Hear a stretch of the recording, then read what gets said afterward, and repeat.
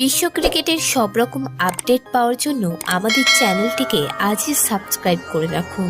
এদিন ম্যাচ শেষে সূর্য বললেন, আমরা সিরিজ শুরুর আগেই ঠিক করে নিয়েছিলাম কী ধরনের ক্রিকেট খেলব। যে লক্ষ্যই থাকুক না কেন খেলার ধরনকে বদলায়নি। তবে এই উইকেটে 162 রান করা খুব সহজ ছিল না। আকাশে মেঘ ছিল, ফলে বোলাররা একটু হলেও সুবিধা পাচ্ছিল, কিন্তু লক্ষ্য কমে যাওয়ায় আমাদের সুবিধা হয়েছে। বৃষ্টি আমাদের সাহায্য করেছে ঠিকই, খেলা জিততে একটু ভাগ্যেরও প্রয়োজন ছিল, সেটা আমরা পেয়ে গেছি। দ্বিতীয় ম্যাচে সেরা হয়েছেন রবি বিষ্ণই। 4 ওভারে 26 রান দিয়ে তিনি নেন 3 উইকেট। তিনি বলেন, প্রথম দিকে শ্রীলঙ্কা ভালো খেলছিল, কিন্তু তারপরেও লাগাতার উইকেট হারাতে হলো তাদের। ভারতের নতুন অধিনায়ক ও নতুন কোচ জুটির শুরুটা বেশ ভালোই করেছে। এক ম্যাচ বাকি থাকতেই সিরিজ জিতে নিয়েছে ভারত।